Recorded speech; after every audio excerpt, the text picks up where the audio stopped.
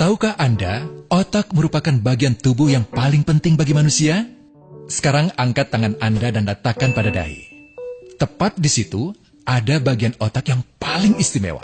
Bagian itu disebut prefrontal cortex, atau disingkat PFC. Menurut peneliti otak Jordan Grafman, PFC ini hanya ada pada otak manusia, sehingga membedakan kita dengan binatang. Bagian ini diciptakan dan dirancang khusus oleh Tuhan supaya manusia mampu memilih dan memiliki etika. PFC berfungsi seperti pemimpin. Ia bertanggung jawab untuk berkonsentrasi, memahami benar dan salah, mengendalikan diri, menunda kepuasan, berpikir kritis, dan merencanakan masa depan. PFC adalah pusat pertimbangan dan pengambilan keputusan. PFC inilah yang membentuk kepribadian dan perilaku sosial.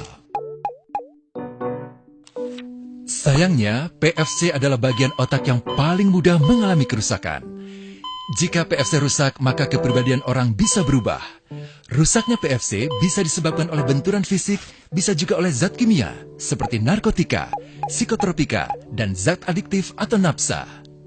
Dan ternyata penyebab paling merusak juga pornografi, yang disebut narkolema, narkotika lewat mata.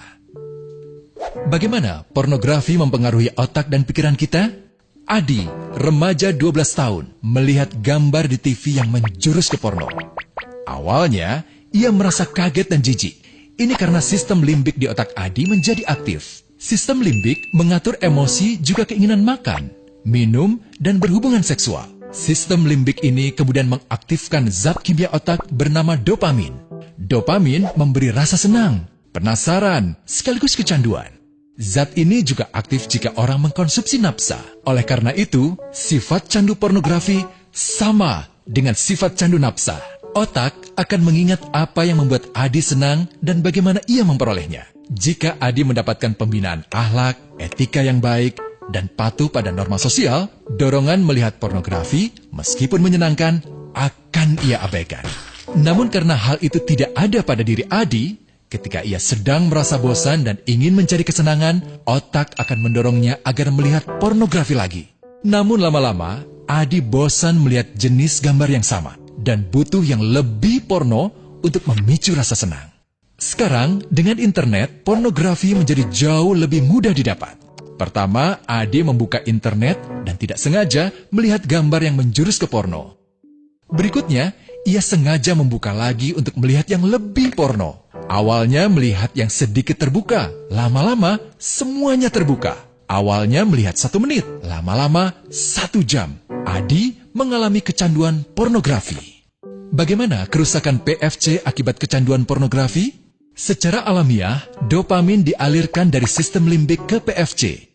Orang yang kecanduan pornografi akan mengalirkan dopamin secara berlebihan, sehingga membanjiri PFC.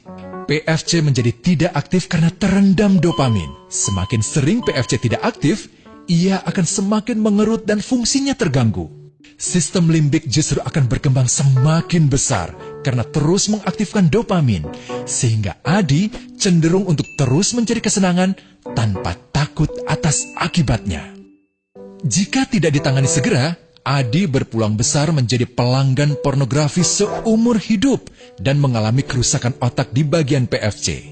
Awalnya, ia akan kehilangan konsentrasi, penurunan kemampuan menimbang benar dan salah, serta berkurangnya kemampuan mengambil keputusan.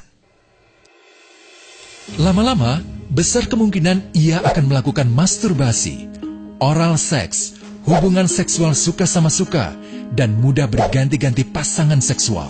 Pernikahan dianggap tidak penting, pasangan dianggap hanya sebagai objek seksual semata, cenderung merendahkan derajat dan kehormatan lawan jenis.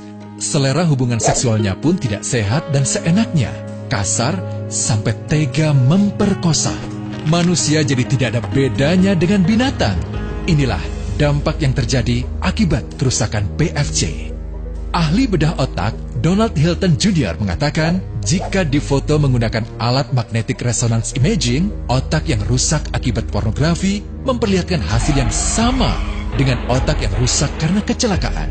Ia juga mengatakan Berbeda dengan dampak nafsa yang merusak otak di 3 bagian, pecandu pornografi yang sudah melakukan hubungan seks dengan anak-anak mengalami kerusakan otak di 5 bagian. Terbukti, pornografi pada anak lebih bersifat merusak karena PFC belum matang dengan sempurna. Tapi untungnya, otak anak yang belum sempurna ini masih mudah dibentuk. Pengaruh pornografi bisa lebih mudah dihilangkan asal ada usaha untuk memulihkan dengan sabar, terutama oleh ayah ibu, keluarga, dan orang terdekat. Pelajari bagaimana mencegah dan menangani anak yang terkena pornografi. Mari lindungi generasi kita dari bencana pornografi dan kejahatan seksual.